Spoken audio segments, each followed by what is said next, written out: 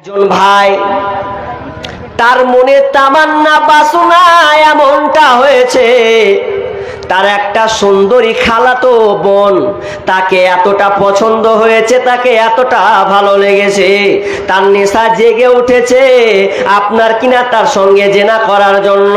যেই মহিলা এত সুন্দরী একটা মহিলা, যেই মহিলার সঙ্গে সে মিলন করার জন্য, আপনার কিনা জেনায় লিপ্ত হওয়ার জন্য, ব্যভিচার করার জন্য সে উন্মত্ত হয়ে আছে। আর কি করেছে, তার বোনটাকে প্রস্তাব দেবে এ নিয়ে চিন্তিত রয়েছে।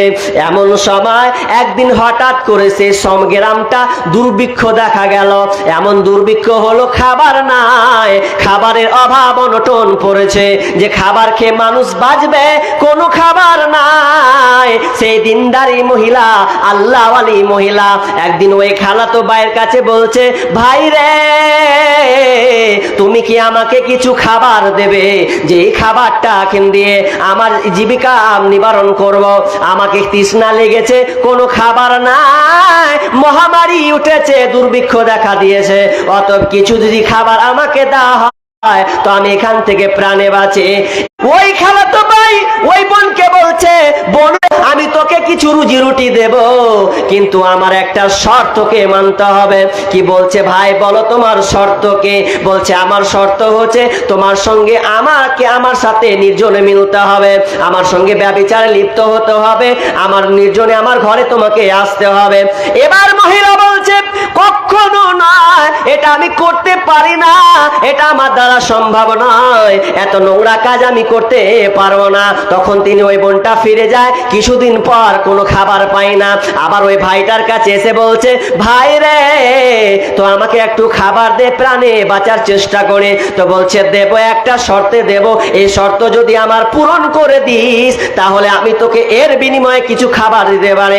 এবার কোনো ক্রমে কোনো মহিলাটা কোনো পথ না পেয়ে, কোনো রাস্তা না পেয়ে ছেলেটার সঙ্গে রাজি হয়ে গেল। রাজি হওয়ার পর ছেলে তো খুশিতে আটখানা, আহারে আমার বোন রাজি হয়েছে, আমার খালাতো বোন রাজি হয়েছে, আমি তাকে নির্জনে নিয়ে চলে যাব। এবার বলছে, বোন চলো তাহলে নির্জনে চলে যায়, একটা নিরালা নির্জনে চলে যায়, কেউ থাকবে না, তুমি আর আমি ছাড়া। এবার যখন চলে গেছে দুইজনে যাওয়ার পর এবার বলছে, তো বলছে কি করতে হবে? তো বলছে এবার তুমি কাপড় খুলো, আমিও কাপড় খুলে দিই। দুজনে কাপড় ন্যাঙ্গা হয়ে গেলেন। অ্যাডাল্ট মহিলা, যুবক যুবতী মহিলা, তার পরনে কাপড় নাই, এর কাছেও কোনো কাপড় নাই। ভালো করে শোনেন, ওর কাছেও কাপড় নাই, এর কাছেও কাপড় নাই, দুজনেই ন্যাঙ্গা হয়ে আছে।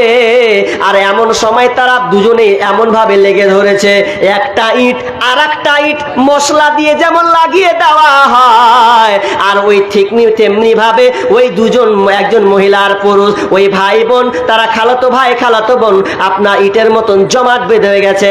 আর ওই সময় বোন বলছেন, ইত্তাকিল্লাহ, আল্লাহকে ভয় করো রে ভাই, এখনো সময় আছে, আল্লাহকে বলে ভয় করো।